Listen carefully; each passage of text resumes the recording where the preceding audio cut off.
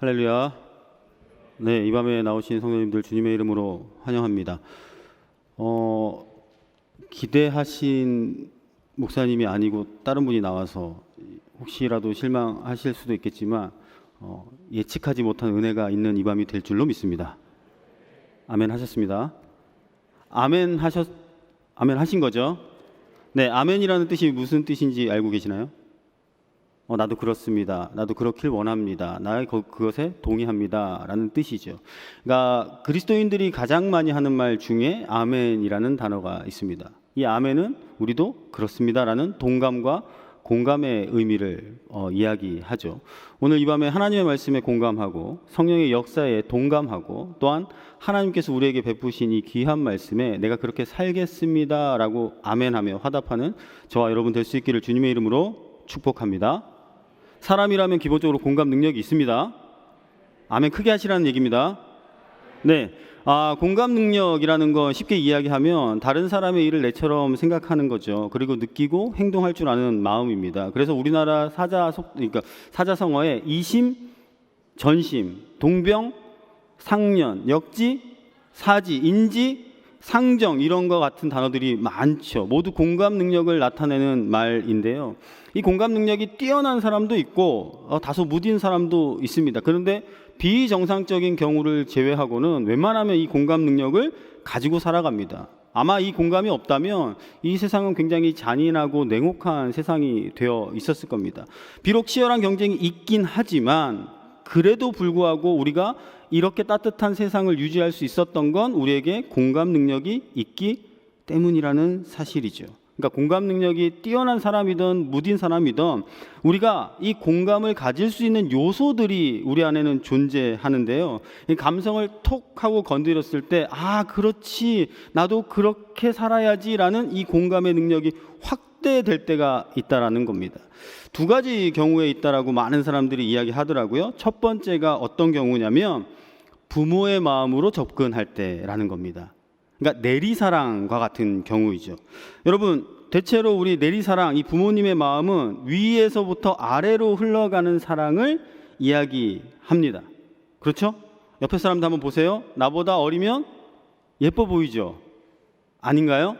우리 권사님들이 이제 저희를 만날 때 그리고 아니면 저희 아내들을 알고 저희 아이들을 알 때 지나갈 때마다 이렇게 인사를 나누시고 이렇게 축복해 주시는 말씀을 하시는데 꼭 저를 지나가면 붙잡고 이렇게 얘기를 하세요. 사모님이 너무 어리고 너무 예뻐 그래요. 저보다 나이가 더 많거든요. 모르셨으면 어쩔 수 없고 이번에 아셨으면 됐고 어쨌든 근데 이제 우리가 느낄 때는 비슷한 또래이다 보니까 함께 늙어가는 처지이다 보니까 그것에 별로 크게 공감하지 않는데 어른들은 그게 너무 예쁘고 사랑스러워 보이는 거죠. 그렇죠? 그리고 저희 세대는 이제 학생들을 볼 때 너무 예쁘고 사랑스럽고 학생들도 아기들을 보면 너무나 예쁘고 사랑스러워하는 마음을 자연스럽게 품는다라는 거죠. 이게 내리사랑의 역할입니다. 자연스럽게 흘러가는 공감의 능력이라는 거죠. 부모의 마음.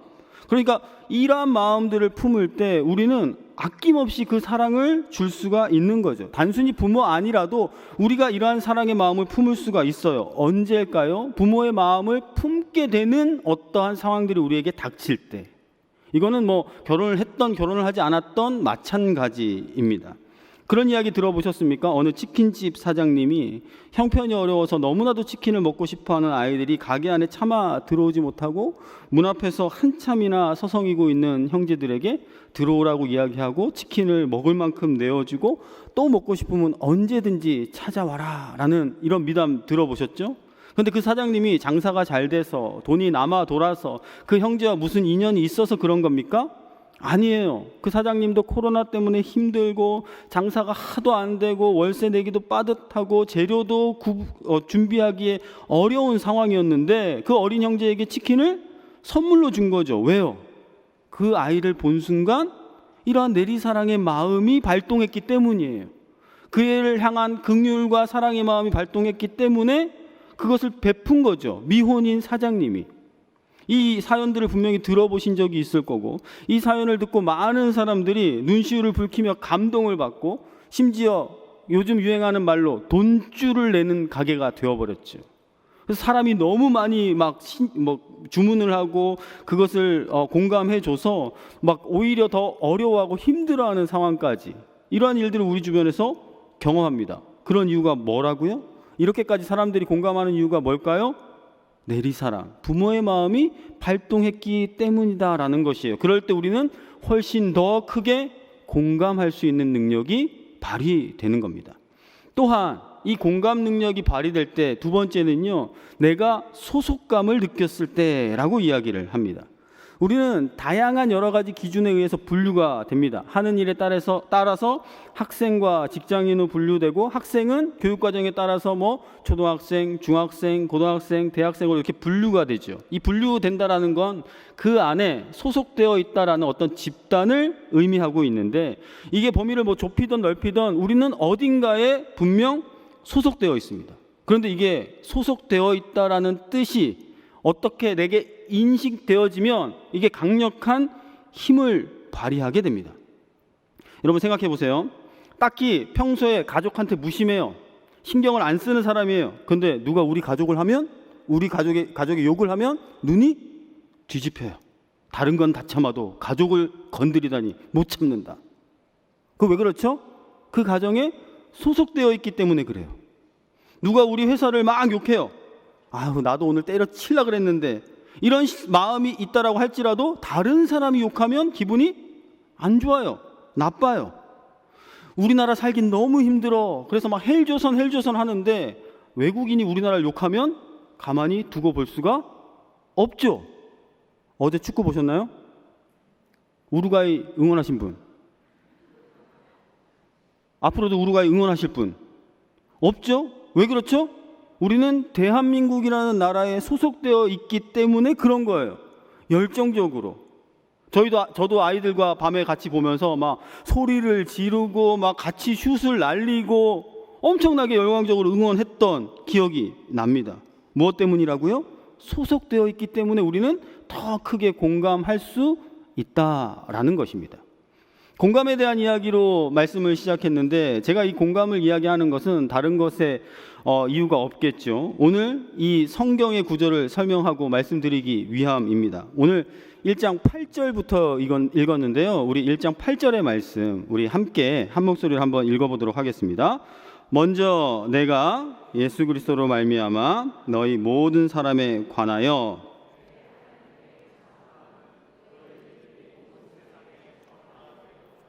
아멘. 자, 마지막에 보니까 너희 믿음이 온 세상에 전파되었다라는 이야기를 합니다.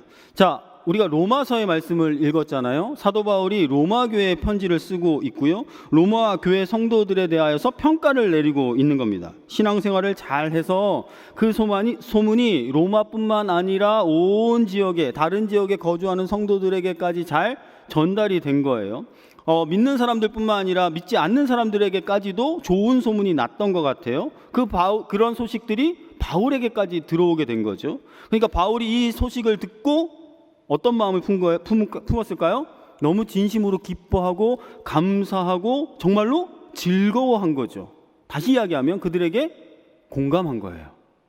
그들의 상황에 대하여서 동감을 느낀 거예요. 그런데 사실 우리가 성경을 조금 아시는 분들은 아시겠지만 사도 바울은 로마 교회 성도들과 만난 적도 없습니다. 냉정하게 말하면 완전히 남남입니다. 그렇기 때문에 로마 교회 성도들이 신앙생활을 잘 하든 못하든, 사람들로부터 칭찬을 받든 못 받든 사도 바울과는 상관이 없는 거예요. 그런데 왜 바울은 로마 교회 성도들의 믿음이 온 세상에 전파되는 것을 놓고 기뻐하고 감사했을까요? 공감했기 때문이라는 거죠. 그에게 있는 이 공감의 능력이 발휘된 겁니다. 공감한 이유가 뭘까요? 첫 번째, 아까 말씀드렸던 예인데요. 첫 번째는요, 사도 바울은 같은 소속감을 느꼈기 때문입니다. 성경 1장 1절에 보시면 이렇게 되어 있어요. 예수 그리스도의 종 바울은 사도로 부르심을 받아 하나님의 복음을 위하여 택정함을 입었으니. 자, 여기 보시면 부르심을 받았고 택정함을 입었다. 이게 바울이 자신을 나타내는 정체성이에요. 무슨 이야기입니까? 나는 하나님께 택함 받았고 부름받은 예수 그리스도의 일꾼, 나는 예수님을 믿는 신자, 성도의 삶을 사는 사람이다라는 고백이죠. 그런데 로마 교회 사람들은 어땠을까요? 6절 7절 말씀해 보니까 너희도 그들 중에서 예수 그리스도의 것으로 부르심을 받은 자니라. 로마에서 하나님의 사랑하심을 받고 성도로 부르심을 받은 모든 자에게 라고 표현을 하는 거예요.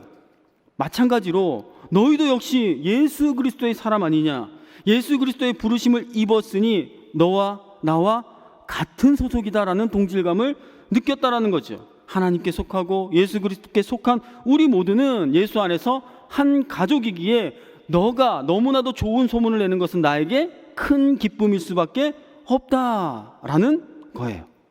그러니까 그렇게 기뻐하고 감사했던 이유는 로마 교회 성도들이 하나님을 바르게 알고 바르게 속해 있었기 때문에 사도 바울이 그것을 칭찬한 거죠.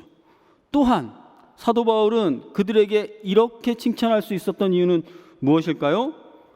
아까도 말씀드린 것처럼 로마 교회 성도들이나 사도 바울이나 예수 안에 한 가족입니다. 이게 무슨 얘기예요? 같은 소속감. 그 가족 안에서 또한 어떠한 사랑이 발휘되었을까요? 네, 내리사랑이 발휘된 겁니다. 가족 구성원들이 서로 사랑하는 게 당연해 보이긴 하지만 사실 그렇지 않아요. 여러분, 부모가 자녀를 더 사랑할까요? 자녀가 부모를 더 사랑할까요? 부모가 자녀를 100배, 1000배, 10,000배 그 이상 훨씬 더 사랑한다라는 걸 저는 부모가 돼서야 깨달을 수 있었습니다. 여러분들도 아마 동의하시리라고 믿습니다.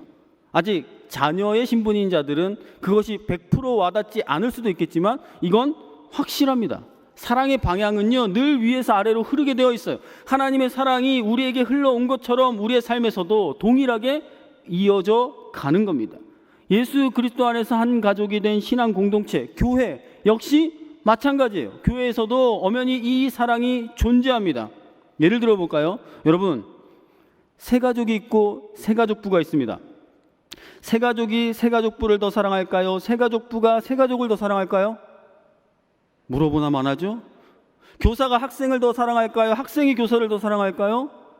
교사가 학생을 더 사랑하는 겁니다. 목원이 목자를 더 사랑할까요? 목자가 목원을 더 사랑할까요? 목자가 목원을 훨씬 더 사랑하고 신경을 많이 씁니다.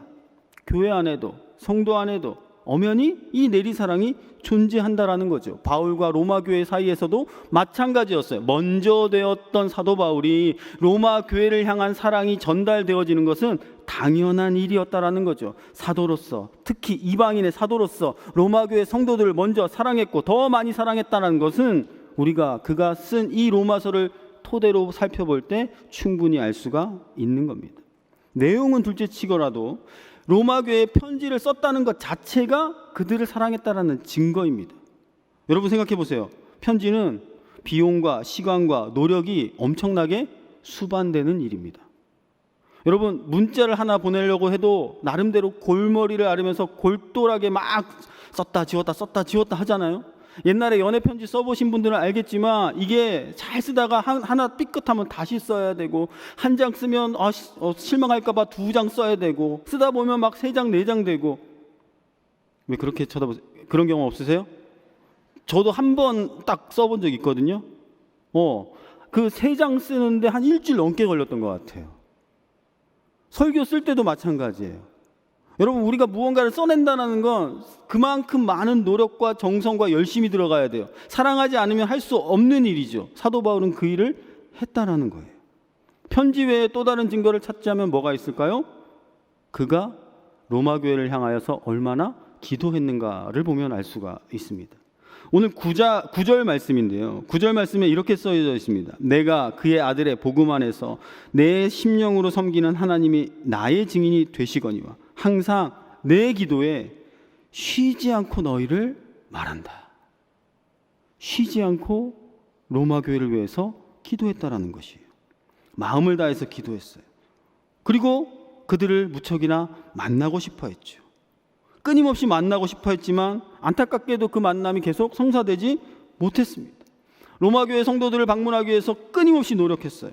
그리고 편지를 쓰고 있는 지금 이 당시도 그 꿈을 버리지 않고 있어요. 그래서 오늘 우리가 읽은 본문에도 보면 11절에 내가 너희 보기를 간절히 원한다. 13절에 보니까 형제들아 내가 여러 번 너희에게 가고자 한 것을 너희가 모르기를 원하지 않는다. 오늘 10절 말씀해 보니까 어떻게 하든지 이제 하나님의 뜻 안에서 너희에게로 나아갈 좋은 길 얻기를 구한다. 끊임없이 그들을 만나고 싶어 했다라는 거죠. 그러니까 사도로서 로마 교회를 사랑하는 내리사랑의 마음을 갖고 있었던 거죠. 그러니까 그들의 믿음이 세상 가운데 전파될 때 그는 크게 기뻐하고 감사할 수밖에 없었다라는 겁니다.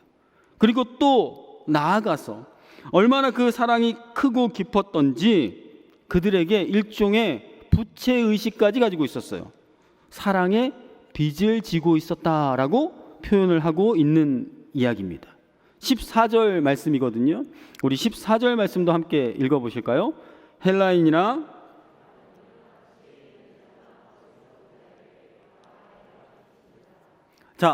빚진 자라는 의식을 사도 바울은 늘 품고 있었습니다. 로마 교회 성도들에게 무엇을 빚졌습니까? 아까 서두에서 말씀드렸듯이 아무것도 빚진 게 없습니다. 애초에 만난 적도 없으니까 빚을 지래야 질 수도 없는 거죠. 그런데 왜 그는 그들을 향하여서 빚진 마음을 가지고 있었을까요? 사랑 때문입니다. 이런 표현 들어본 적 있으세요? 사랑이란 아낌없이 퍼주고도 혹시나 모자르지 않을까 걱정하는 마음. 이 사랑이에요. 충분한 사랑을 쏟아붓고 있는데도 불구하고 혹시라도 부족할까 염려하는 거, 마음을 쓰는 거. 이게 사랑하는 사람이 가지고 있는 빚진 자의 마음이죠. 사도 바울이 그 마음을 품고 있었던 거예요. 로마서 13장 8절에도 그래서 이렇게 이야기합니다. 피차 사랑의 빚 외에는 우리가 아무에게든지 빚도 지지 말아라. 우리가 가져야 하는 유일한 빚이 있다면 이 사랑의 빚진 자의 삶을 살아야 한다라는 것이죠. 로마 교회 성도들을 향해서, 좀 더 확장하면 이방인들을 향해서, 하나님을 알지 못하는 모든 열방을 향해서 사도 바울은 이 빚진 자의 마음을 가지고 있었다라는 것이에요. 그렇기 때문에 그에게는 늘 복음 전파, 복음을 알리고자 하는 투철한 사명감이 따라왔던 것입니다. 그러니까 사도 바울은 늘 고백하잖아요. 내가 복음을 전할지라도 자랑할 것이 없다. 부득불 내가 할 일을 한 것이다 라는 고백이 자연스럽게 이어진 겁니다. 이방인 선교에 힘쓰고 로마에 방문하기 위해 여러 차례 시도하고 이렇게 편지까지 쓰고 있는 것, 그러던 중에 그들의 믿음에 대한 소식을 들으니까 얼마나 기뻤을까요? 사도 바울이 그렇게 그들에게 공감할 수 있었다라는 것이에요. 그런데 사도 바울은 거기에서 그치지 않았습니다. 사랑이 단순히 사랑해, 너무 기뻐, 너무 감사해 그친 것이 아니라 한 걸음 더 나아간 거죠. 어떤 모습으로 나아갔을까요? 지금보다 조금 더 성장하기를, 지금보다 조금 더 나아지기를. 이미 칭찬받는 신앙생활을 하는 로마 교회 성도들이었는데 그들이 조금 더 나아지기를 원했던 것을 우리가 알 수 있습니다. 오늘 11절 말씀에 내가 너희 보기를 간절히 원하는 것은 어떤 신령한 은사를 너희에게 나누어 주어 너희를 견고하게 하려 함이니, 이 견고하게 한다라는 이야기가 무슨 이야기입니까? 신앙이 탄탄해지고 흔들리지 않고 변함이 없고 깊어지고 또한 확장되어 갈 수 있기를 소망했다라는 것이에요. 그러면 사도 바울은 그들의 신앙이 얼마나 더 성장하기를 바랬을까요? 아니, 주변에 소문날 정도면 이 정도면 된 거 아닙니까? 그 정도면 만족할 만한 신앙 아닐까요? 그런데 사도 바울은 거기서 멈추지 않았다라는 것이에요. 왜냐하면 로마 교회가 시작된 건 사실은 자발적인 시작이었거든요. 그러니까 믿음에 대한 기초가 사실은 부족했을 수도 있어요. 그러니까 사도 바울이 그것을 바르게 세우기를 원했기 때문에 이 로마의 편지를 쓴 것인데, 사실 처음 시작할 때 너무나도 기특하고 예쁘죠. 여러분, 새 가족을 전도해가지고 교회에 첫 발걸음을 딱 드리는 순간 우리 얼마나 기쁘고 환희가 넘칩니까? 그 첫 발걸음을 떼는 순간 우리 막 축복해주고 기뻐해주고 박수 쳐줄 겁니다. 그런데 매주 그런 삶을 산다, 반복한다라고 생각해 보세요. 아마 마음속에서 그래도 조금은 성장해야 될 텐데, 조금은 배워가야 할 텐데, 조금은 자라나야 할 텐데 라는 마음이 계속해서 당연히 생기는 거죠. 그러니까 자녀가 성장하기를 바라는 부모의 마음처럼 사도 바울은 그 사랑을 갖고 있었기에 로마 교회 성도들이 그곳에서 머무르는 것이 아니라 자라기를 바랬다라는 것이에요. 여러분 생각해 보세요. 자녀가 어릴 때는 사실 집안의 대소사의 문제를 아이들하고 의논하지 않아요. 이건 어른들의 일이야. 너희가 아직까지는 알지 않아도 돼 라고 이렇게 밀어놓거든요. 근데 자녀들이 성장하면 성장해 갈수록 사실은 같이 의견을 나눠요. 생각을 나누고 더 성장하고 더 의지할 만한 자가 되면 오히려 그 전권을 넘겨주기도 해요.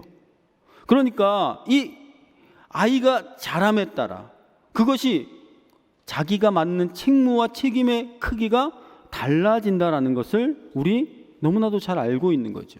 신앙에 있어서도 마찬가지라는 것이에요. 단순히 내가 늘 돌봐줘야 하는 그러한 위치가 아니라 스스로 성장하고 자라나고 자라서 같이 생각을 공유하고 서로 나눌 수 있는 존재가 되고 오히려 서로 의지할 수 있는 동역의 위치가 될 수 있도록 자라나기를 바라는 것이 사도 바울의 마음이었다라는 것이에요.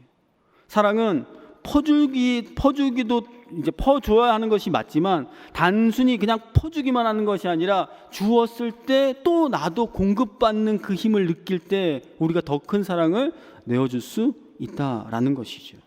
그래서 사도 바울의 이 사랑은요, 하나님으로부터 주어진 내리사랑으로 시작해서 이제 그 사랑이 성장해 사랑의 동역자로 서고자 하는 그러한 소망이 그 안에 숨어 있었기 때문에 이렇게 편지를 쓰고 있다는 것이, 바울이 로마교회 성도들에게 기대한 신앙 성장이 이런 겁니다.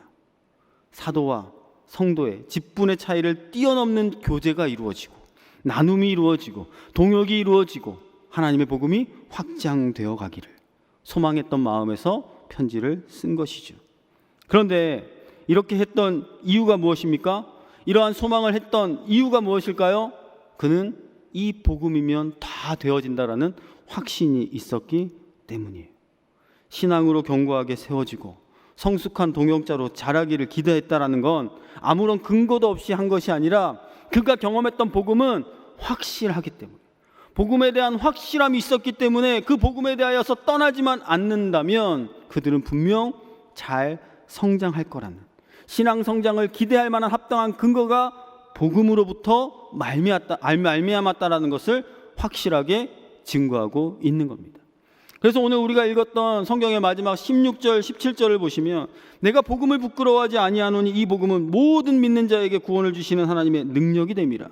먼저는 유대인에게요 그리고 헬라인에게로다. 복음에는 하나님의 의가 나타나서 믿음으로 믿음에 이르게 하나니 기록된 바 오직 의는 믿음으로 말미암아 살리라 함과 같으니라. 확고부동한 복음에 관한 확신, 믿음이 이러한 기대까지 소망까지 이르게 했다라는 것이에요. 복음이 그에게 확신을 준 것처럼 오늘 우리에게도 이 저녁 다시금 이 복음에 대한 확신으로 거듭나는 저와 여러분 될 수 있기를 주님의 이름으로 축복합니다. 이 복음의 능력을 믿었기 때문에 로마교회 성도들을 구원하신 예수 그리스도께서 그들이 잘 자라나고 그 자라남에 놀라운 역사하실 것을 믿은 거죠.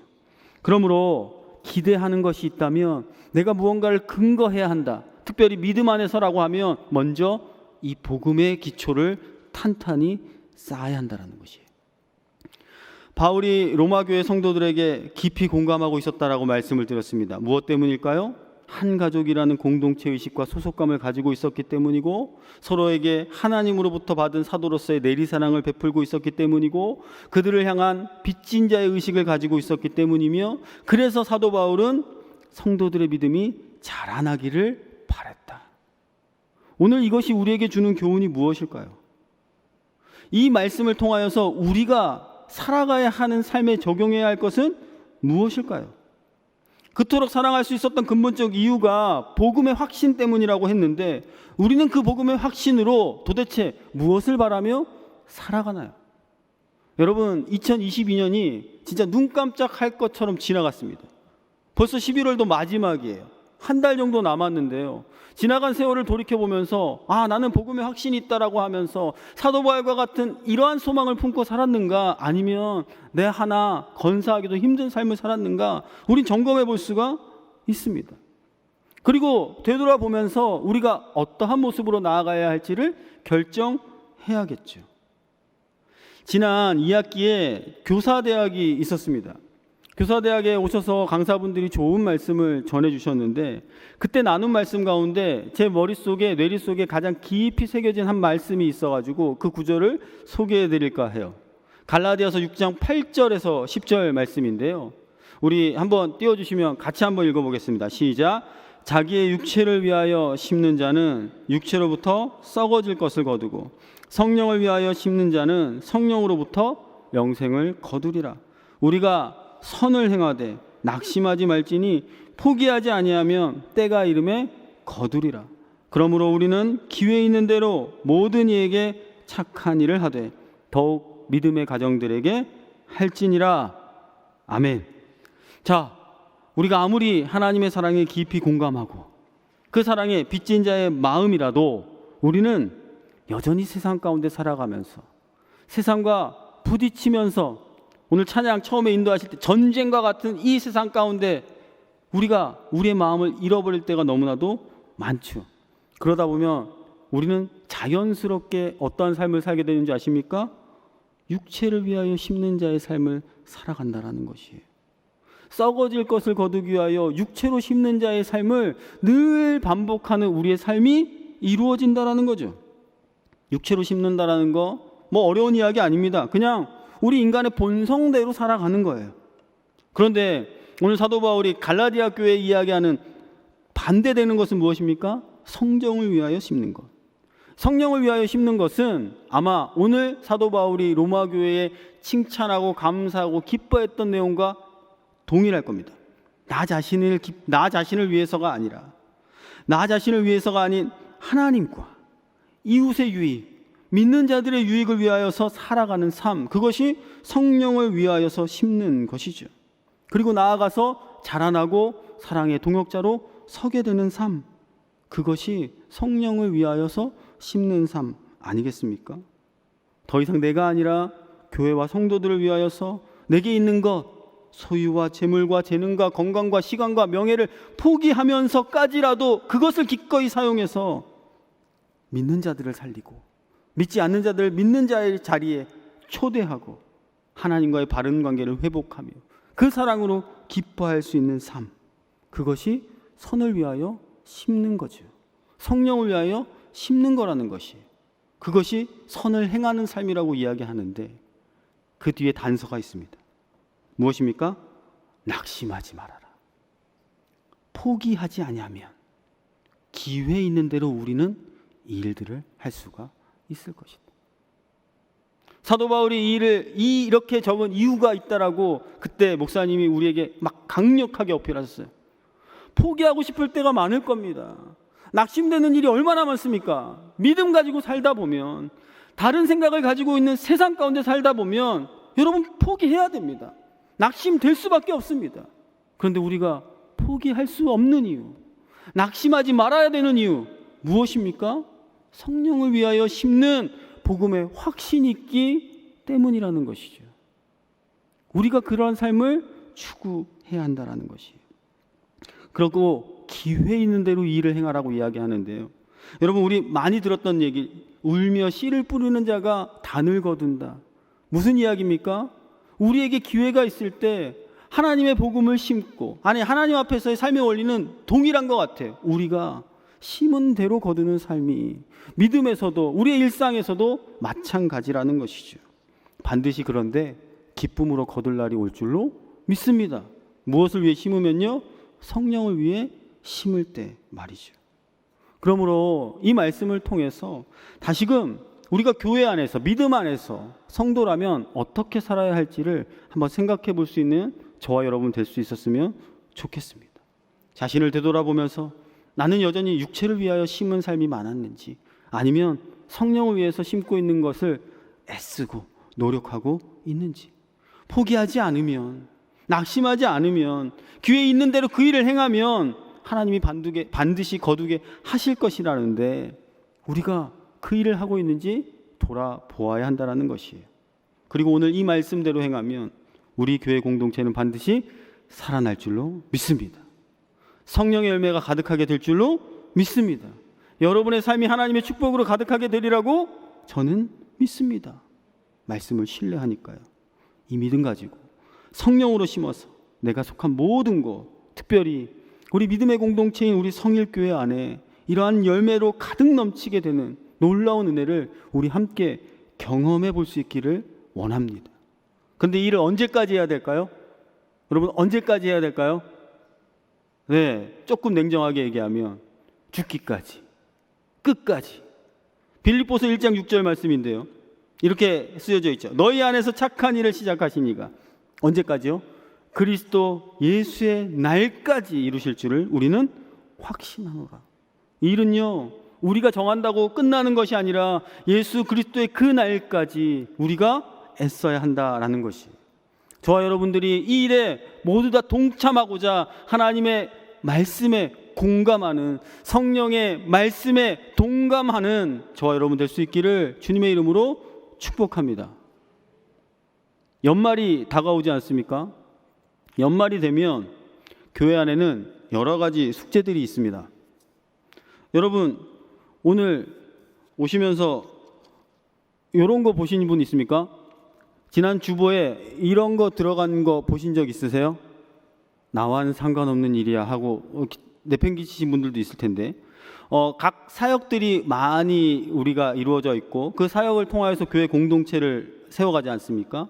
그러면 새해를 준비하면서 적합한 사람을 세우고 공동체를 잘 꾸려나가기 위해서 이렇게 골똘히 신경을 쓰고 또한 기도하고 준비합니다. 그런데 이 일이 제일 어려운 것 같아요. 왜냐하면 사람이 있는데 사람을 찾기가 어려워요. 무슨 소리인지 아세요?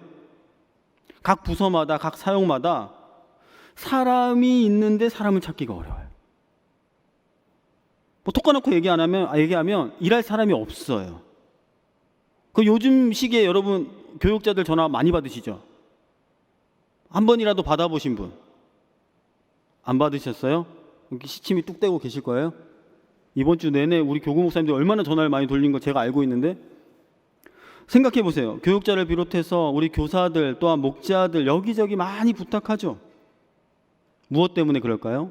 우리 교회가 제대로 사역을 이룰 수 있도록, 교회가 건강하게 발전할 수 있도록, 심지어 조금 오버해서 말씀드리면 오늘 사도 바울과 같은 이러한 성령을 심는 일에 많은 사람들이 동참할 수 있도록 권면하는 거죠.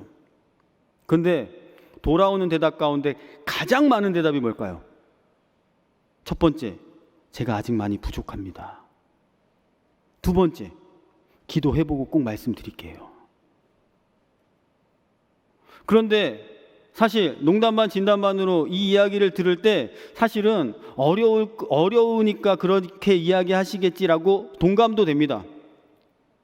그런데 냉정하게 제가 우리 아이들이나 선생님들한테 좀 강조할 때 쓰는 말인데요, 기도해보고 결정해볼게요 라고 하는 이야기는 여러분은 성령을 거스르겠다라는 얘기를 자신 있게 선포한다라는 겁니다. 여러분 생각해보세요. 여러분 기도하는데 하나님이 야 교사하지 마라,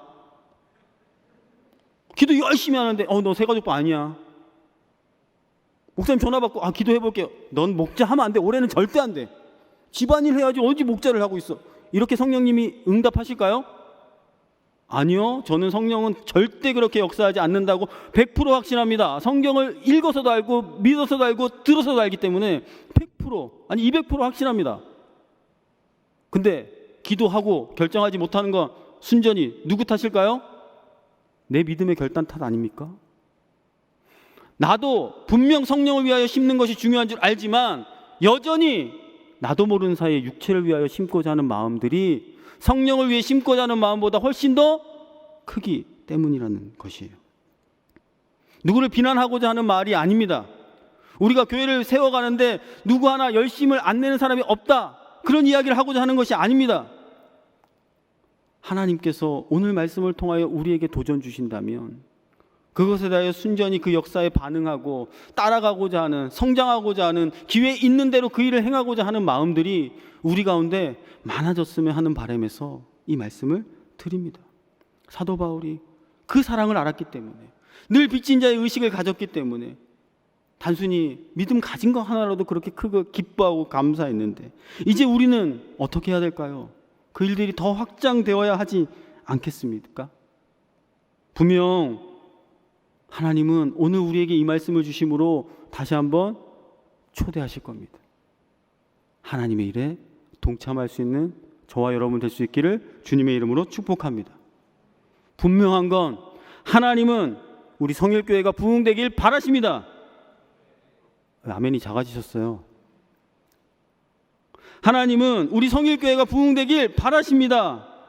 우리 다음 세대가 무너지지 않고 미래의 주역이 되길 원하십니다.